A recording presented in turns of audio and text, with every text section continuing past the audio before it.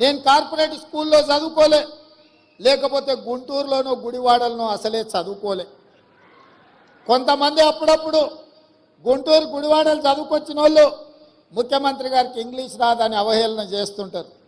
నేను ఒక మాట అడగదలుచుకుని వేదిక మీద నుంచి, చైనా, జపాన్, జర్మనీ ఈ దేశాలలో ఎవరికి ఇంగ్లీష్ రాదు, కానీ ప్రపంచంతోనే పోటీ పడిన అభివృద్ధిని ఈరోజు ఉత్పత్తిని ఆయా దేశాలు అందిస్తున్నాయి.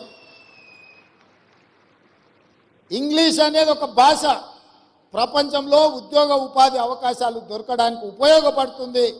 ఆనాడు ఆ రోజు ఆ పాఠశాలలో ఉన్న వసతులను బట్టి మాకు గురువులు నేర్పించిన చదువు మేము నేర్చుకున్నాము. ఈరోజు మీకు నా సూచన, ప్రతి విద్యార్థికి ప్రపంచంలో ఉద్యోగ ఉపాధి అవకాశాలు వచ్చే ఇంగ్లీష్ భాషను కూడా మీరు నేర్పండి. ఎవరో రేపు భవిష్యత్తులో ఈ పిల్లలకు, మీ దగ్గర చదువుకున్న పిల్లలకు ఇంగ్లీష్ రాదని అవహేళన చేసే పరిస్థితులు రావద్దు.